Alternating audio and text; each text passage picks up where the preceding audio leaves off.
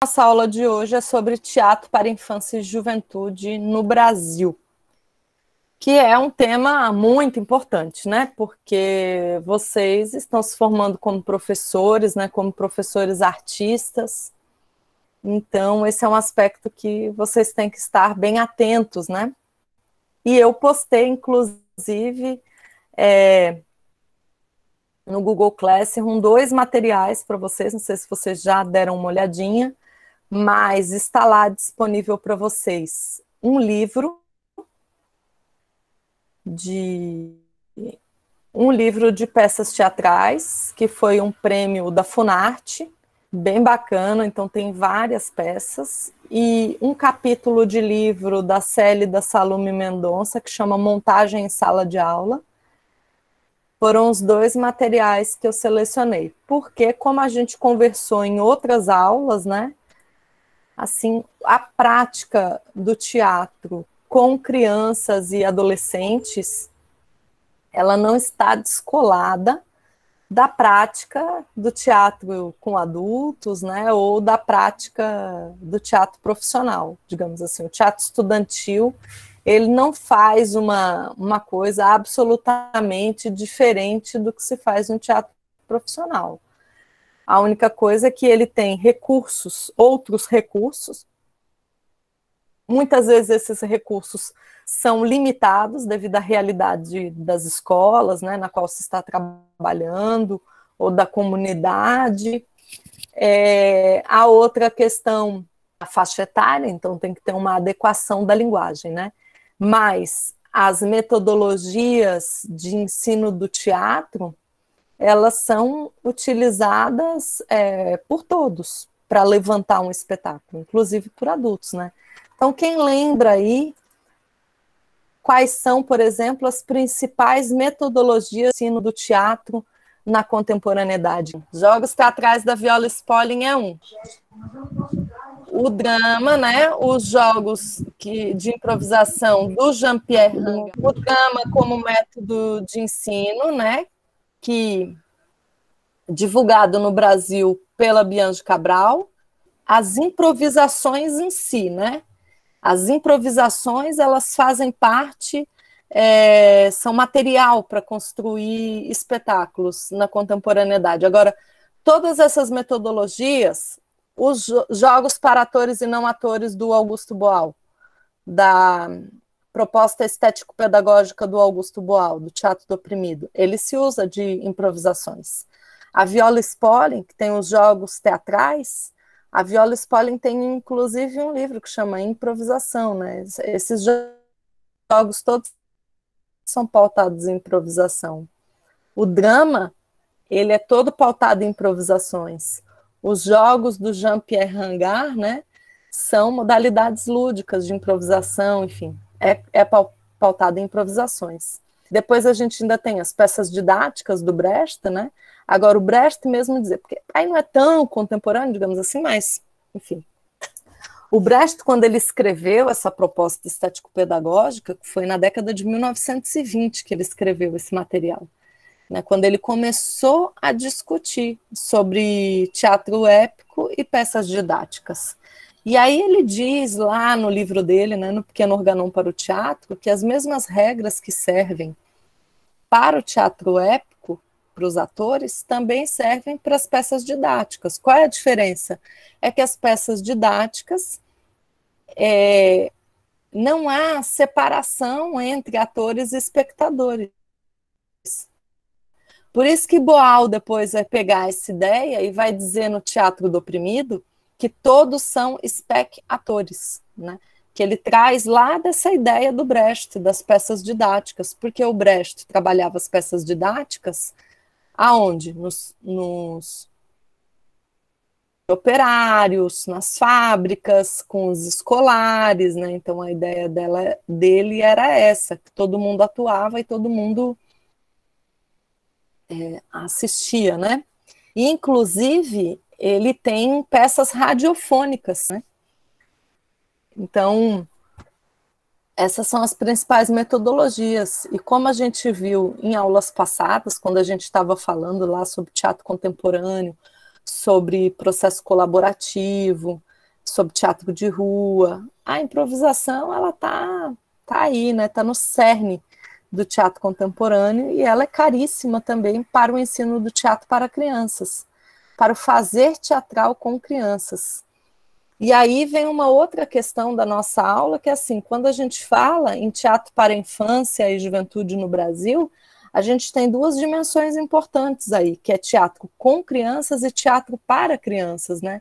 Então, esse teatro com crianças é esse teatro em que é feito com crianças em escolas, em oficinas livres de teatro, que é feito em comunidades, né? E aí eu, inclusive,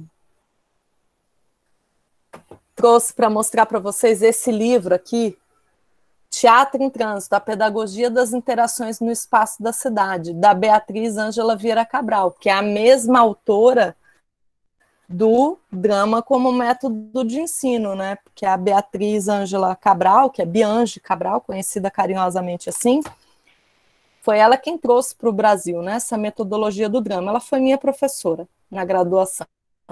E eu trabalhei com ela em diferentes ocasiões, e inclusive em duas ocasiões eu trabalhei com ela no Teatro em Trânsito. Não é mentira, ela até me cita aqui no livro dela. Estou aqui, ó, página 152. E página...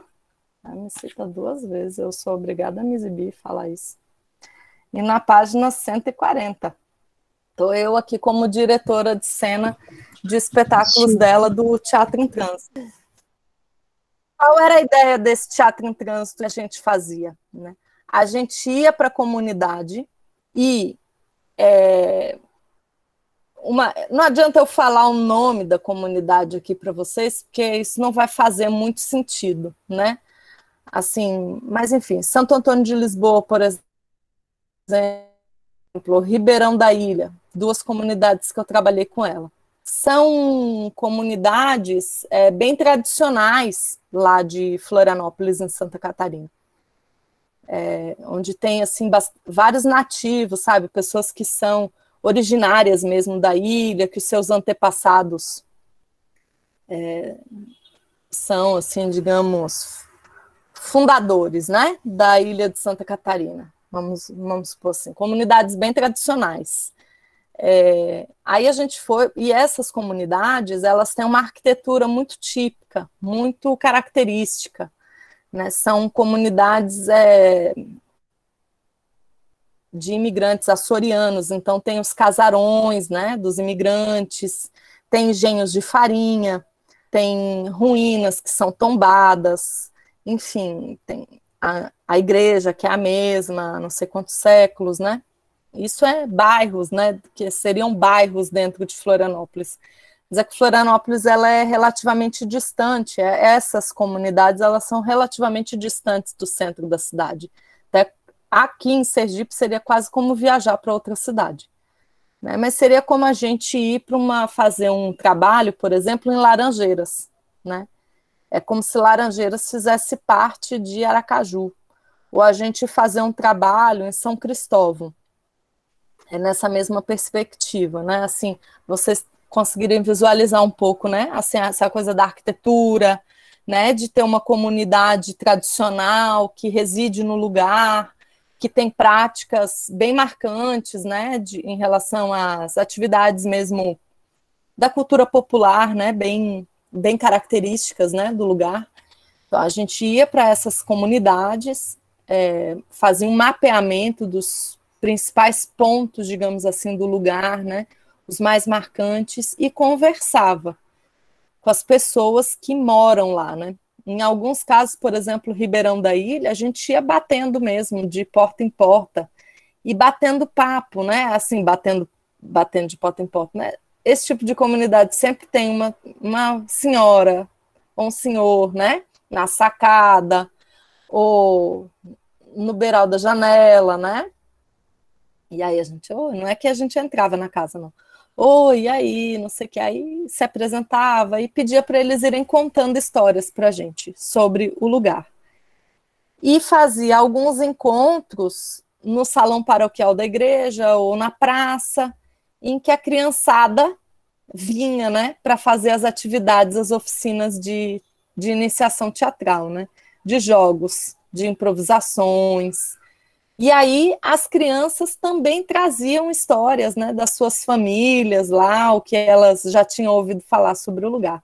A partir desse resgate de memória todo, dessas histórias todas, a gente criava um texto, né, a gente criou textos, né, relativos ao lugar, e fizemos apresentações. Só que aí, por que é teatro em trânsito? Porque, por exemplo, assim, em Santo Antônio, a gente escolheu lá 10 lugares marcantes. Em cada um desses 10 lugares ia rolar uma cena que rolava ao mesmo tempo. E aí o público ia transitando. Ele podia assistir primeiro a cena 1, 2, 3, 4, 5, 6, 7, 8.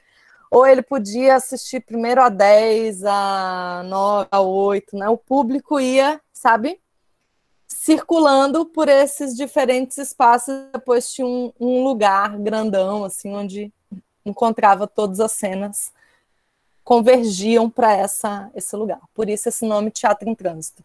E se utilizando muito dessa metodologia do drama, que está vinculado ao quê?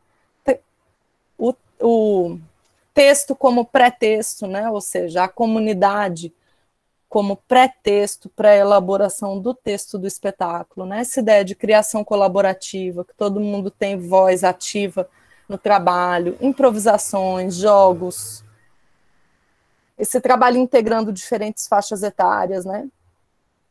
Então, essa é uma possibilidade de trabalho com crianças, né? Eu vejo dessa maneira, né? Um trabalho de comunidade, um trabalho na comunidade. Uma metodologia também que é muito comum no trabalho em comunidade são os jogos para atores e não atores do Augusto Boal, né? E, aliás, uma das características do trabalho em comunidade é justamente você construir um texto que tem um diálogo com demandas da comunidade, né? Com aquilo que a idade quer dizer, com aquilo que ela pensa, né? Para que ela tenha a oportunidade de manifestar suas ideias, né? Dificilmente você chega num trabalho em comunidade para montar um texto clássico, né? Enfim, pode ser legal fazer isso, mas, em geral, não se trabalha dessa maneira no teatro comunitário, né? E tem os trabalhos nas escolas, né? Todo trabalho nas escolas, e que vocês terão essa vivência certamente como professores de teatro no futuro, né?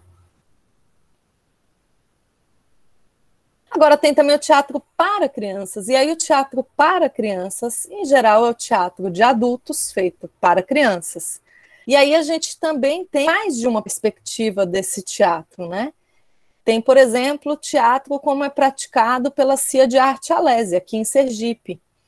E aí Yasmin Rabelo, ela foi minha bolsista de iniciação científica, e ela entrevistou e transcreveu, inclusive, a entrevista que ela fez com a Mônica Moreira, via o projeto de pesquisa comigo, no início da pandemia. Eu não sei se alguém aqui assistiu. E eu, inclusive, tive um artigo aceito para ser publicado numa revista que chama Textura, do Rio Grande do Sul. Para quem não sabe, eu vou situar vocês um pouquinho. O que é? O que é a CIA de Arte Alesi? Ela é uma companhia de teatro vinculada da Assembleia Legislativa. E eles são o único grupo que recebem salário, digamos assim, para atuar, né?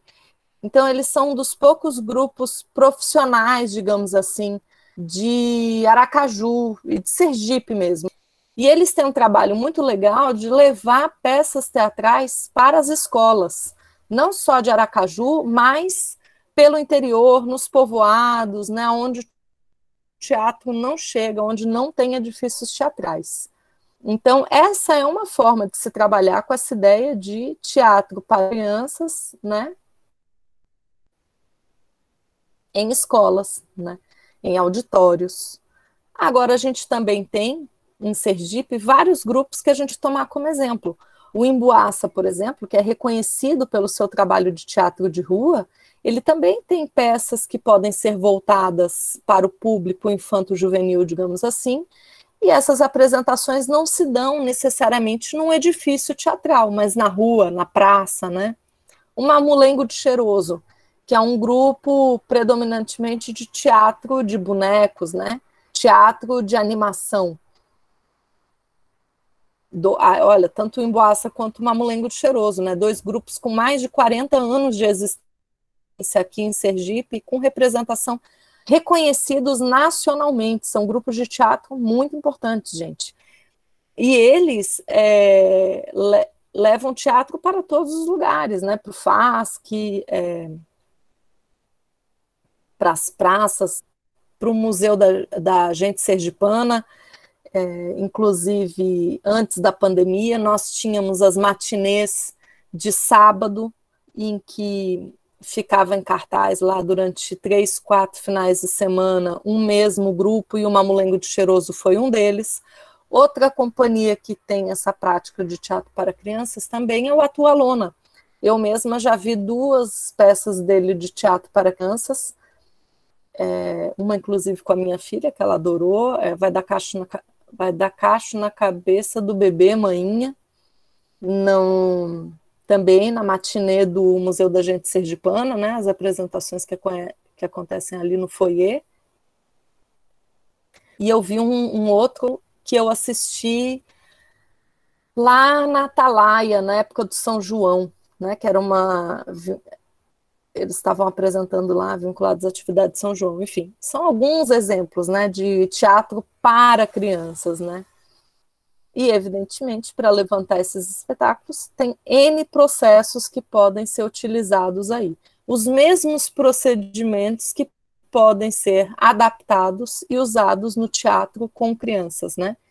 Então, sempre a gente, ainda mais falando desse tema, tem muita clareza, né? Que essa ideia de teatrinho, essa ideia de que o teatro para crianças é uma arte menor, é algo muito ultrapassado, como vocês vão ver no decorrer da aula de hoje. Muito ultrapassado mesmo, né? Uma ideia muito antiquada.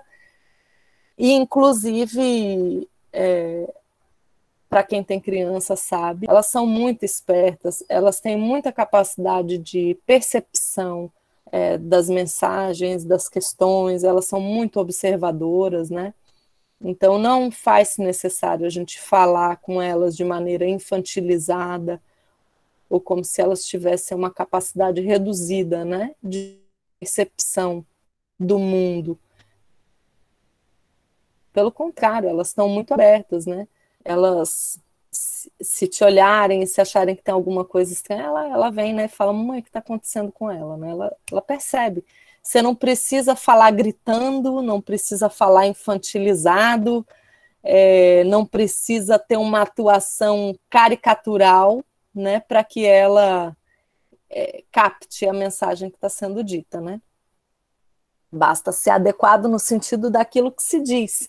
E elas aprendem muito, inclusive por modelo, né?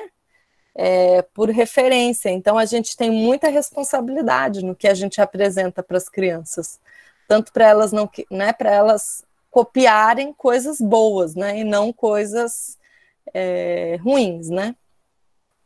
Bom, aí um panorama histórico, digamos assim, né, do teatro infantil no Brasil. O teatro infantil, essa ideia de teatro infantil não surgiu no período jesuítico, tá? Porque o período jesuítico, o teatro, ele tinha essa finalidade catequética, né?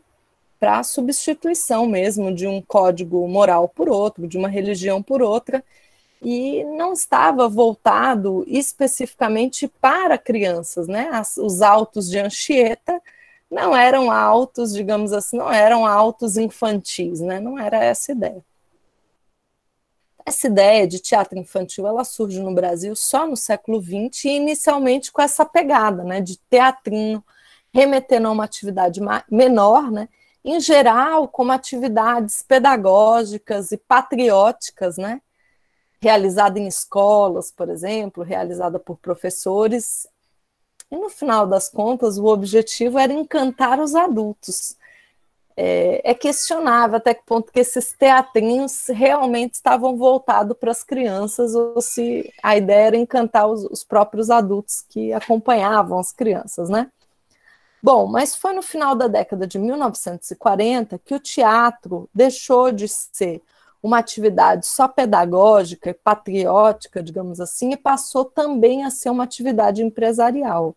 E aí é que a gente vai vendo, né, que às vezes quando a gente fala assim de teatro com finalidades empresariais, comerciais, a gente vai ver muito isso no teatro infantil. Tem os prós e os contras, né? Que, de certo modo, não se tinha antes esse conceito de infância que a gente tem hoje. É justamente por isso que não tinha um teatro voltado, né, infantil propriamente dito, né? Porque o teatro ele vai caminhando junto com as transformações políticos, sociais e culturais, né? Então ele também vai. E aí eu não sei o que vem antes, né? Se é o ovo ou se é a galinha. Se é o mundo que vai mudando e o teatro que vai mudando, ou o teatro vai mudando e o mundo vai mudando junto com ele, né? Uma coisa talvez seja um diálogo constante aí. Bom, aí o que acontece? Tem um lado bom e um lado ruim, né? Porque esse teatro empresarial, digamos assim, ele vem contribuindo muito com finalidades empresariais, né? Ele vem contribuindo muito para a profissionalização dos artistas, né? Para a melhoria, digamos assim, das questões técnicas, né? Cenotécnicas, enfim, e para que se pense também, né, no que o público, né, anseia.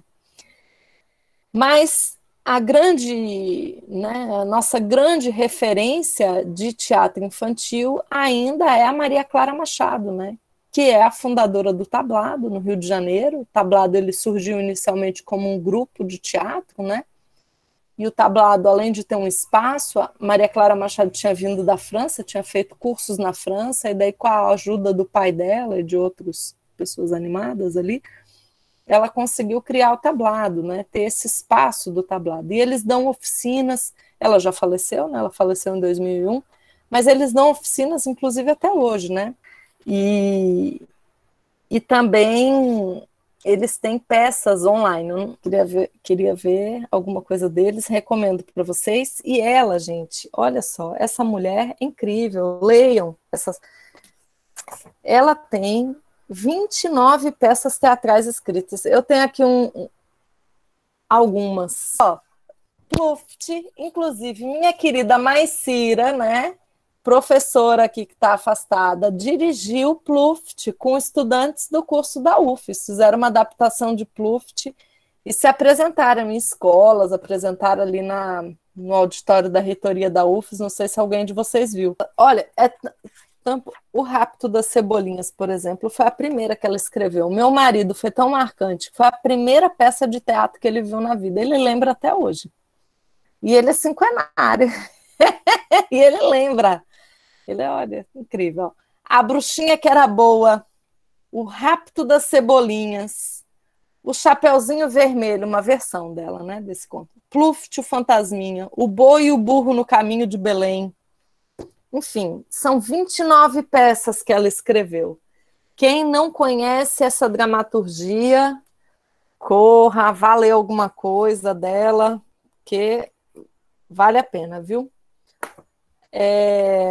Bom, então vamos lá, vamos avançando, né? Então, no Rio de Janeiro, em 1948, a estreia de Casaco Encantado, da Lúcia Benedetti, sob direção da Graça Mello, e cenografia e figurino de Nilson Pena, foi um marco para o teatro infantil, pois o teatro infantil, para além de seu valor educacional, passa a ter um valor empresarial. E aqui eu achei na internet, né, o programa do espetáculo. Aqui a gente tem o nome dos personagens, né, os artistas que representavam esses papéis, né? E aqui umas imagens. Daria para, assim, pegar isso aí e trabalhar em disciplinas como figurino, maquiagem e caracterização, né? Cenografia, tem vários apontamentos aqui em relação a isso, né? Mas só para vocês terem uma ideia geral do que foi essa peça, que foi um marco no teatro brasileiro, né? E aqui uma imagem dos artistas com o público. Também dá para a gente ter várias ideias, né? Quem era o público de teatro no final da década de 40 no Rio de Janeiro? E aqui, Maria Clara Machado, que recebeu vários prêmios pela sua contribuição no teatro infantil, né? Ela realmente foi uma figura assim muito importante para o teatro nacional e eu acho que ela ainda não foi superada. Como dramaturga, né, que escreveu voltada para esse público. E eu andei assim, quando eu estava preparando a aula de vocês, né, botava lá na internet, né, Maria Clara Machado, no YouTube. É muito legal, gente, porque vocês tem trechos de vídeos, não só entrevistas dela, assisti várias entrevistas que ela deu, aí a gente vai tendo uma ideia, assim, do que ela acha de teatro, né, uma ideia bem textocêntrica. Claro, ela é dramaturga, né, ela é de outro tempo, ela começou a fazer teatro na década de 50, né, estava vindo da França e tal, então ela diz, assim, que o ator, né, ele dá vida às palavras do autor, né? Uma ideia que hoje no teatro contemporâneo já não é bem por aí, mas é muito bom a gente ter assim essa visão dela, né, com tanta clareza e ao mesmo tempo tão localizada, né, no tempo e no espaço, assim, essas colocações dela. Outra coisa que a gente consegue ver ali, ela ensaiando com os atores. Então, ela falando, não, olha, essa cena está sem ritmo, faça assim, faça essa... Não está convencendo o que você está fazendo, né? Toda a questão dela de direção de atores, direção de cena, então a gente aprende muito também vendo esses fragmentos, né? Para quem se interessa por direção, né? Para quem se interessa por...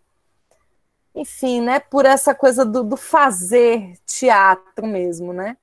Porque a gente até escreve teoria teatral, história do teatro, né? A gente vai registrando isso, mas o teatro, ele é uma arte que não nasce da teoria, ele é uma arte que, desde as suas origens, ele é uma arte que nasce da prática. A reflexão teórica, ela é posterior à prática. Desde Aristóteles, porque Aristóteles não escreveu a poética no seu escritório. A poética foi escrita no Liceu, certamente por estudantes, né, que foram registrando as falas do Aristóteles e dos próprios colegas durante as aulas, e ele estava refletindo sobre os festivais da Grécia Antiga que ele tinha assistido, as peças que ele tinha conseguido ter acesso no sentido de leitura, né? É uma reflexão sobre algo que já tinha sido feito. E aí ele faz um balanço a partir disso, então, quais são os elementos que ele considera que são os elementos da tragédia? Quais são, né, os elementos que compõem a tragédia? O que é que faz o cara ser um poeta, né? Escrever bem, né? Então, isso se dá até hoje. Às vezes eu vejo assim, pessoas um pouco equivocadas, querendo teorizar, né? Sem viver o teatro, sem fazer teatro, sem ter domínio técnico, né? Pessoas achando que o domínio técnico é dispensável, né? Que isso não é necessário. Então eu recomendo para todos vocês fazerem teatro, lerem teatro, assistirem teatro, porque o assistir também faz parte do fazer, né? Teatro. Assistir muito teatro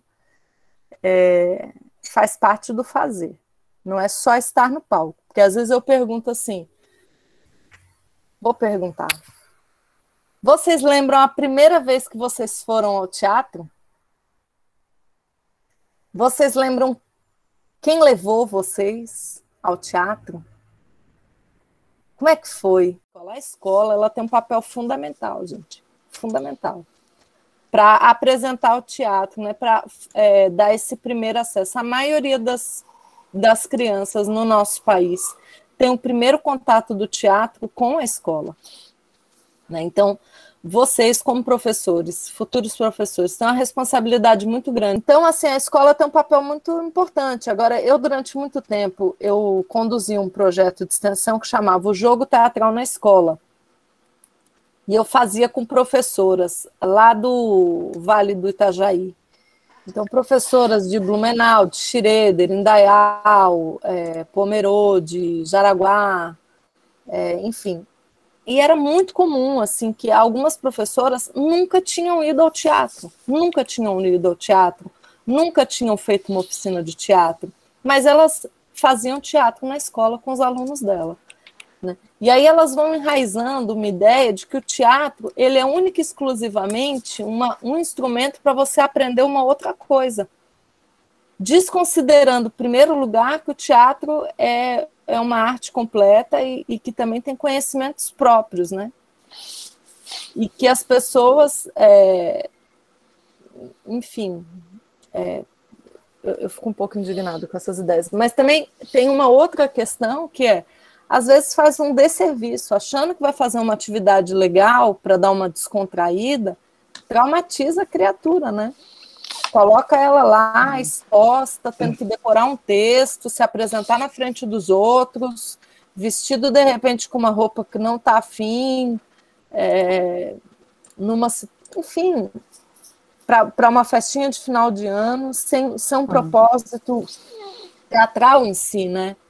É só para animar a festa, né? E aí é muito complicado, né? A gente não pode cair nesse erro e temos que reverter essa situação, porque isso tem um impacto muito grande. Depois, a quantidade de pessoas que se interessam por fazer teatro e por assistir teatro. Eu tenho certeza que vocês conhecem várias pessoas, não só que não valorizam o teatro, como também nunca foram ao teatro. Não só o edifício, mas assistir uma peça qualquer, né?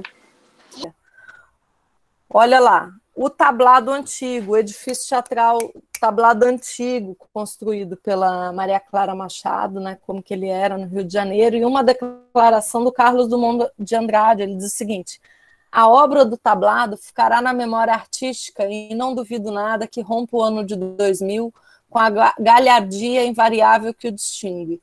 Desde aquele remoto dia de 1951, em que numa casa da rua Visconde de Pirajá, que não mais existe, a não ser em saudade, 16 pessoas se reuniram para a formação de um grupo amador com finalidades artísticas e culturais. Era uma sementinha, hoje é árvore que resiste ao vento, ao raio, à indiferença, ao mercantilismo, e na qual há sempre um passarinho cantando o louvor das coisas boas e puras. Então, achei super bonita essa declaração do Carlos Drummond de Andrade, né, em relação ao tablado e a importância que ele teve para o Teatro Nacional. Se vocês entrarem no site do tablado, vocês vão ver assim, vários artistas, né, famosos, já estudaram lá, sobretudo da televisão, né, porque o tablado está no Rio de Janeiro. Aqui uma imagem do Pluft, o Fantasminha, de 1951, que é com certeza uma montagem de destaque da Maria Clara Machado, né? Já foi remontada N vezes, né?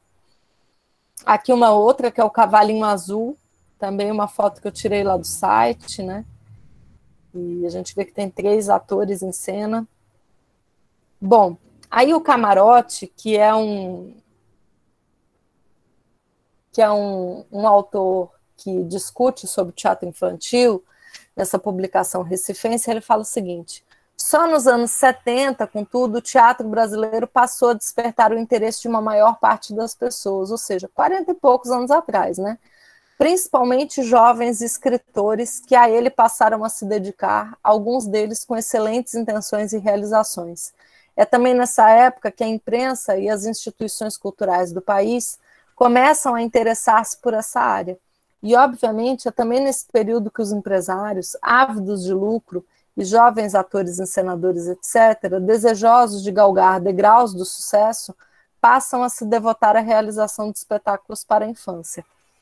Então, assim, o teatro infantil, ele é algo relativamente jovem, né, no teatro brasileiro, apesar de tão comentado, tão mencionado, digamos assim, e eu acho que pela população em geral, até mais valorizado do que o teatro adulto, ele é relativamente jovem. E aí, para a questão da adequação da linguagem no teatro infantil, Camarote apresenta as principais problemáticas, as principais dificuldades em relação a essa adequação. O primeiro é o descaso que normalmente os adultos apresentam em relação à inteligência e à capacidade crítica da criança e a importância de um teatro a ela destinado, né, que é uma coisa que eu já comentei com vocês aqui. Depois é o pouco caso que a classe teatral, a própria classe teatral, demonstra em relação ao teatro infantil. Para a maioria, e são sempre bastante numerosos os profissionais e amadores do teatro infantil, essa atividade não passa de um degrau para chegar ao teatro de adultos, o qual, em sua concepção, representa o verdadeiro teatro, aquele que dá prestígio e reconhecimento do público. Então, tem muita gente que faz teatro infantil como um bico, né? E a comercialidade da maior parte dos espetáculos infantis realizados no Brasil, sendo assim, encarado o teatro infantil como simples fonte de lucro, pela relativa facilidade de atrair plateias numerosas, comumente mais do que se consegue no teatro de adultos, né? A gente vê muito essa coisa da venda, né, de espetáculos infantis. Eu não vejo nenhum problema em vender espetáculo infantil. De um grupo, por exemplo, apresentar um teatro infantil numa escola e vender o espetáculo. Porque a Cia de Arte Alesi, por exemplo, só não vende o espetáculo porque a Assembleia Legislativa os paga para fazer teatro. Mas outros grupos, né, é difícil. Como é que a pessoa vai lá na escola ficar só fazendo caridade, né? Então, eu entendo essa venda. Agora, o trabalho tem que ser bem feito. Seja uma arte valorizada, ele tem que ser feito da melhor maneira possível, né? Assim, com qualidade, tem que ser pensado, não pode ser de qualquer jeito, entendeu? Não pode ser... A gente tem que buscar a excelência. Bom, e aí eu também destaco nessa questão os festivais de teatro infantil, né? Em Blumenau, que era onde eu morei 8 anos, e estive vinculada à universidade lá de Blumenau por 12 anos, porque os 4 últimos anos eu estava fora, né? Morando na Bahia, eu morei em Salvador, fazendo doutorado. Tem um festival muito importante, que é o Festival Nacional de Teatro Infantil de Blumenau, FENATIB, que hoje em dia tem um nome novo, que é Festival Nacional de Teatro para Crianças e Jovens, é um festival que existe desde 97. Eu, inclusive, já fui da comissão de seleção de espetáculo. Tem outros festivais, como, por exemplo, Festival Nacional de Teatro Infantil de Feira de Santana, na Bahia, TIC, Festival de Teatro Infantil do Ceará, enfim. Os festivais, eles são muito importantes, porque você promove excursões, né, das crianças no teatro. Você promove excursões, as crianças... Desculpa. As crianças têm a possibilidade de estudar sobre a peça que elas vão assistir, ler esse texto, fazer jogos teatrais sobre essa peça, fazer toda essa vivência de ir ao teatro numa excursão, né? Batendo papo dentro do ônibus, brincando, depois assistir, ver como é que estar num Ateneu da vida, por exemplo, né? Como é que ela se porta, os 3 sinais, enfim, tudo isso, e depois voltar e poder fazer atividades, né, pós-convívio, né, pós essa ida ao teatro, né, isso é muito enriquecedor. para o aprendizado amplo da criança, né? Agora é importante não só para a criança que vai ao teatro, mas é também importante para a classe artística, porque os festivais eles promovem encontros mesmo, né, da classe teatral. Não sei se vocês já tiveram oportunidade de participar de festivais como artistas, né, como artista convidado, como artista competindo, né, é uma grande festa, né, é muito bacana, né. Então, a gente aproveita esses momentos de festival para formação, para atualização, para ter ideia, né, de tudo que está sendo feito no Brasil e no exterior, né? Os festivais eles proporcionam mesmo um enriquecimento cultural de todo mundo, né? Ele fomenta a cultura. Eu acho que todo lugar devia ter um festival de teatro infantil, mas eu considero que três assim dos que mais estão voltados para esse público, pelo menos com base não só no que eu assisti desde que eu cheguei aqui em 2018, mas também nas entrevistas que eu realizei na pandemia, né? Esse ciclo de entrevistas online, o Teatro Sergipano Contemporâneo, que eu entrevistei 14 grupos, né? Então, eu entendi assim. Agora, antes de finalizar, eu quero abordar com vocês uma tendência nacional, que é a questão do teatro musical, né? Vou primeiro dar um panoramazinho breve sobre o teatro musical e depois falar um pouco para vocês sobre o teatro musical voltado para a infância e para a juventude, né? O gênero do teatro musical ele perpassa a história do entretenimento no Brasil desde o final da década do século XIX. Né? A gente viu, inclusive, em muitas aulas, né, a questão do teatro de revistas, das comédias musicais. A gente estudou sobre a importância, né, que a música teve nesses eventos todos, enfim. Inicialmente sob a influência europeia, posteriormente com produções genuinamente nacionais. Seguiu-se vivendo a confrontação do regime militar, né? E aí a gente pode lembrar de Boal, né? Não só com o show do Opinião, mas também com a Revolução da América do Sul, enfim, né? Servindo como resposta cantada, né, ao cerceamento da liberdade cultural imposta por um regime de exceção. E desde o início do século XXI, amalgama-se com motes provenientes do West End e da Broadway no circuito cultural nacional. Em geral, no eixo Rio-São Paulo, né, com versões adaptadas à língua portuguesa de seus principais títulos. E antigamente eu via como um problema, assim, criticava, né, essas versões padrão Broadway. No Brasil, hoje eu consigo perceber que tem um benefício, né? Aqui eu tenho uma imagem para vocês do elenco da versão brasileira, com artistas de vários estados, além de atores africanos, do Rei Leão. Olha só, A Bela e a Fera foi o primeiro espetáculo voltado para o público infanto-juvenil. Vocês vejam que é uma coisa bem recente, né? Porque a primeira edição no Brasil da Bela e a Fera foi de 2002. Um orçamento de 8 milhões de dólares, um público de 600 mil pessoas e 19 meses de temporada.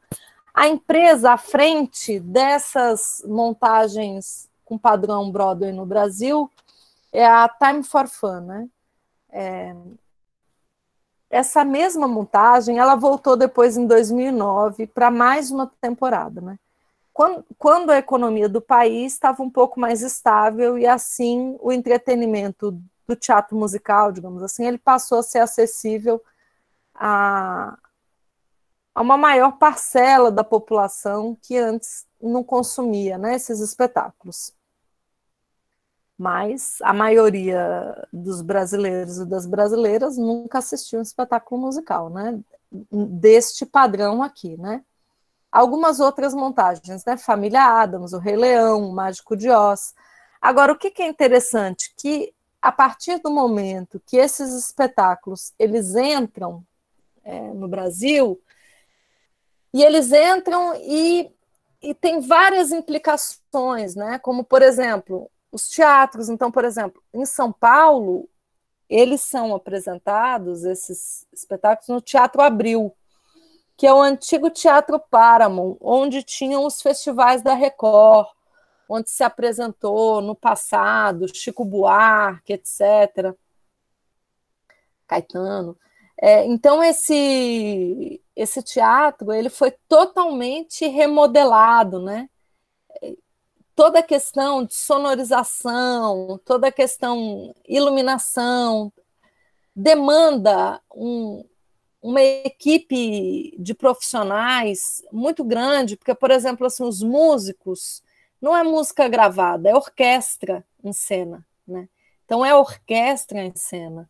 Tem os atores principais e todos os atores principais têm um substituto para se acontecer alguma coisa com eles. Tem os outros atores que atuam em mais de uma cena. Tem o pessoal que dá suporte de canto para os atores em cena nas coxias. Então, é uma equipe muito grande de gente envolvida, toda a parte cenotécnica. As maquiagens, por exemplo, que é um assunto que eu me interesso muito, né? Tem essa demanda de você conseguir copiar um croquis exatamente como foi passado. Isso é um grande desafio, porque às vezes você acha assim que você é demais, porque você é muito criativo. Não, mas você ter o conhecimento técnico para conseguir reproduzir uma maquiagem igual todas as noites, você tem que manjar muito de maquiagem, né? E aí, se você manja dessa maneira, a sua possibilidade de criação, ela vai nas alturas, né? De você conseguir criar alguma outra coisa diferente, vai nas alturas. Agora, eu não sei se vocês já assistiram uma série que eu adoro que chama Glow Up. Eu estou aqui esperando lançar a próxima temporada, sigo os jurados no meu Instagram, eu adoro. Bom, ela vai de lupa olhar a maquiagem dos concorrentes. Eu fico assim, imagina se eu chegasse na UFES com uma lupa para olhar a maquiagem. Teve um episódio que eles foram para fazer a maquiagem de um pessoal de um musical. Era bem isso.